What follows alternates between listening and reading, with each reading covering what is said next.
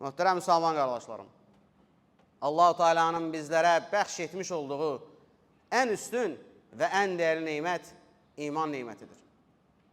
Bizlər bu neymət sayəsində fərqli bölgələrdən, fərqli ailələrdən olmamıza baxmayaraq, bu İslam, bu din, bu iman sayəsində biri-birimizə qardaş olduq. Məhz bu din sayəsində Allah-u Teala bizi ucaltdı, bizə sayısız, hesabsız neymətlər verdi. Amma bu fani dünyadakı müvəqqəti həyatımızla kifayətlənməyən, hər şeyi bizdən daha yaxşı bilən Rəbbimiz bizə altından çaylar axan, içi neymətlərlə dolu, əbədi həyatda cənnət vəd etmişdir. Bizlər insanların içərisindən seçilmiş ən xeyirli ümmətik. Bu dini bizə gətirən Allahın Rəsulü sallallahu aleyhi və səlləm Rəsulların sonuncusuydu. Bu Quran-ı Kərimdə açıq-aşkar bizə bəyandır. Xatəmən Nəbiyyin deyir, Nəbilərin sonuncusu. Amma bizə Allah-u Teala'nın ilk əmri nə idi qardaşlarım? Xütbənin əvvəlində oxuduğum və Quran bizə nazil olmağa başlayarkən ilk ayə oxu ayəsi idi. İqra bismi rabbikəl-ləzi xalaq deyir Allah-u Teala. Yaradan Rəbbinin adıyla oxu. Allah'a və axirət gününə iman edən bir müminin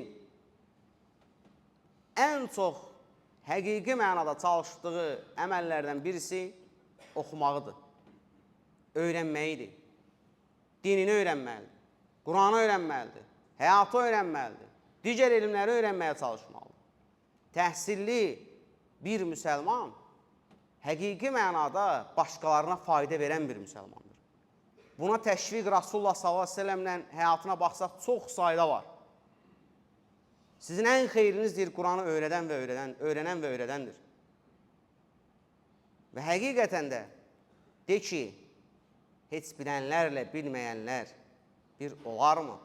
Dinimizin təməl sütunlarından birisi budur. Biz oxumalıyıq, biz öyrənməliyik.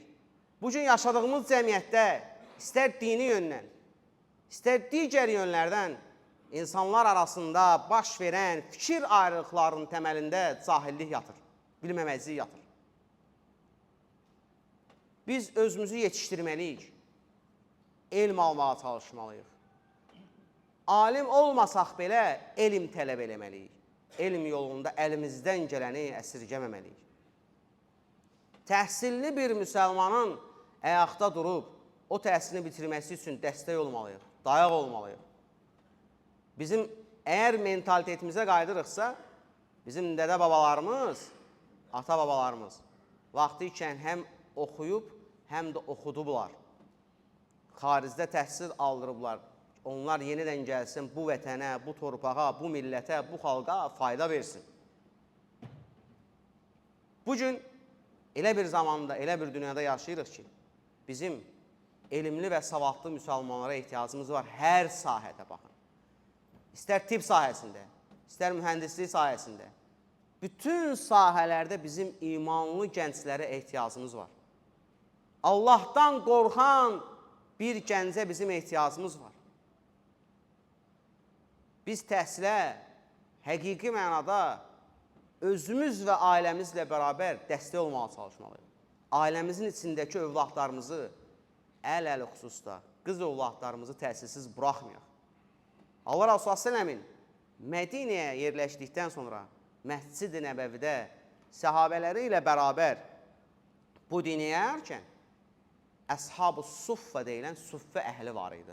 Məscidin kənarında xurma liflərindən tikilmiş sadə bir yerdə yaşayırlar, qalırlar. Evləri yox idi. Onlar Suffə əhli idi. İnsanların onlara verəcəyi hansısa bir hədiyə və yaxud da sədəqə və zəkatdan keçimlərini təmin edirlər. Məqsəd nə idi, qardaş? Əshab-ı Suffənin məqsədi nə olur? Allah Rasulü s.ə.v-in yanında daha çox zaman keçirib, ondan elm almaq olur.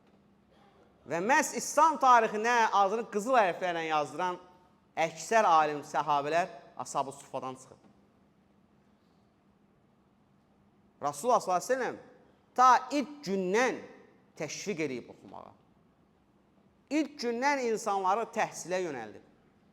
Hətta ilk döyüş Bədir savaşında əsir götürülən müşriklərdən azadlığı müqabilində 10 müsəlmana hərəsinin oxuma yazma öyrətməsini tələb edir. Təhsil bizim dinimizin təməlində var, qardaşlar.